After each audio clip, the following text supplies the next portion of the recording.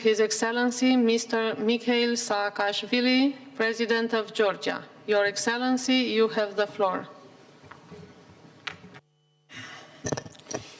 Madam President, distinguished delegates, we all gather here at the biggest environmental meeting in history for one reason. The threat we are facing is universal.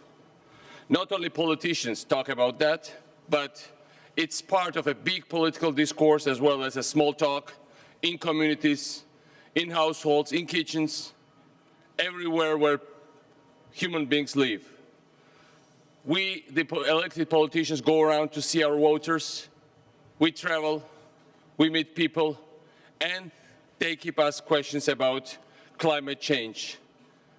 And we have to have coherent answers to climate change. We have to find those answers. We must act with resolve and determination and take concrete actions for our long-term good, for the good to generations to come.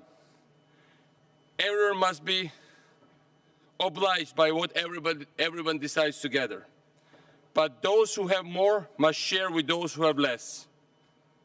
But at the same time, I'm not speaking here about money, but also transfers of technology and expertise. There can be no country that should neglect, no matter what the problems of the country are, no matter what the poverty is, should neglect its responsibilities.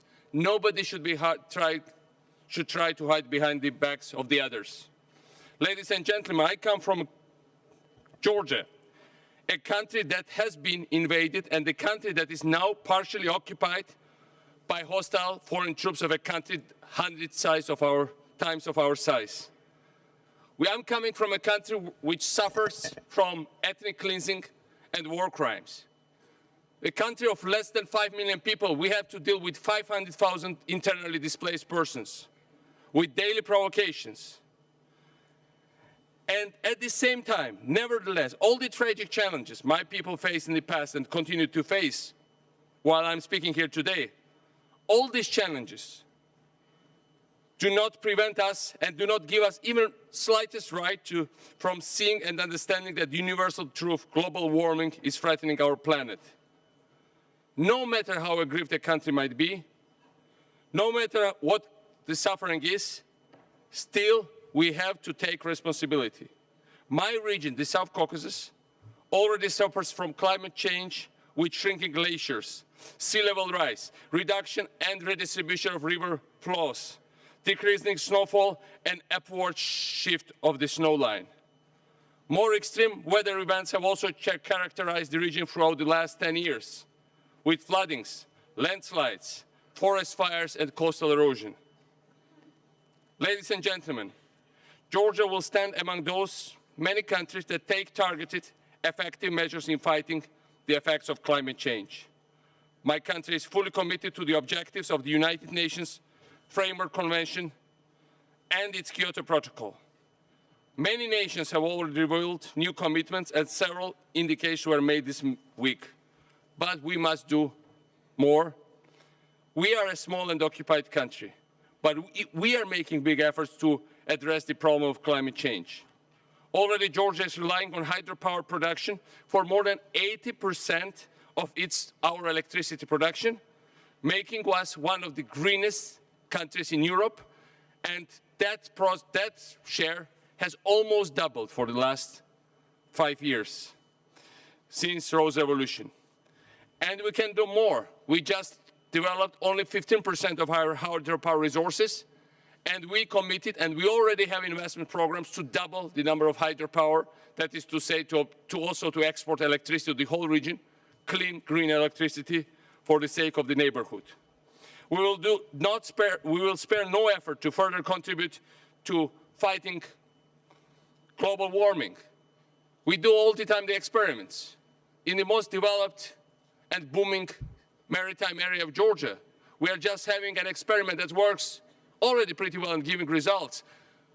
Shifting all these hotels in the area with thousands of rooms that are being built to water climatization. That is to say, 90% of electricity will be saved by taking the energy out of the water through pipes. It's a new technology. It's economically justified, but it's also extremely environmentally clean. We are doing the same with wind energy. We are experimenting with solar energy, and we continue to invest in all these directions. We will take measures to consider the development and adoption of nationally appropriate migration actions, introductions of new technologies and financial mechanisms according to the principles of sustainable development and poverty reduction. We will utilize clean development mechanisms, reduce emissions for deforestation and forest degradation, support domestic applications of low greenhouse emitting technologies, especially in renewable energy and energy efficiency areas. We aim to facilitate practical implementation of adaptation of mechanisms and programs with agriculture, Black Sea coastal zone, and water resources as priority sectors. And last but not least, develop disaster management strategy. Yet, I would like to underscore that as there are man-made challenges to our climate that would be easy to stop and must not be disregarded. I'm referring to concrete tragic situation of Georgia's currently occupied region of Abkhazia, where the Black Sea coast has been experiencing abrasion due to the devastating practices of the occupation power and their local representatives who distort and destroy local coastline. The most unique part of the Black Sea coastline is being destroyed directly through mining, totally without any controls, against every environmental norm, the inert materials in order to construct and develop infrastructure for the Sochi Olympic Games. Ladies and gentlemen, the Olympic Games are supposed to be a celebration of peace, of development, of human spirit and values. But what if they become a reason to destroy nature and durably change ecosystems? The process of soil erosion has resulted in landslides and in microclimate change that significantly influence the climate factors. The results of these actions of occupation powers in our regions we are seeing already now. What will happen within the next 3 years when they will extort and take 20 times more materials as they plan to, 100 times more materials, destroy more of the coastline? This is extremely alarming, and what is more unfortunate is that we are unable to hold these disturbing practices due to the continuous occupation and violation of all ceasefire agreement and continuous militarization of that region.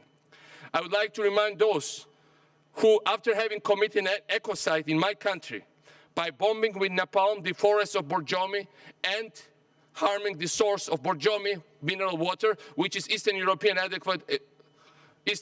equivalent of Evian and Perrier. My colleagues from Eastern and Central Europe know that water very well. And that source was attacked with napalm for weeks and weeks. All the forests around it destroyed and burned by Russian bombs and artillery and planes, absolutely deliberately. There were no military actions in those areas. In the whole eyes of the world. I would like to remind that today, these same people occupy Georgian territories, and in the world we are obliged to take action. Sometimes the world is not capable of controlling the results of their activities. This is a matter of urgency for every nation, and we should must gear our efforts as opposed to artificially creating threats and mindfully damaging our climate. Ladies and gentlemen, President Sarkozy said today here, and I agree with him, we have only 24 hours left to either to find the solutions or to think that, we found our short-term gain for our individual country interests, succeed in that short-term gain, but fail and get humiliated and ridiculized as international community. Or we can leave this wonderful city with real results for today's waiting people out there in the world and for many of the future generations. Thanks. Thank you so much.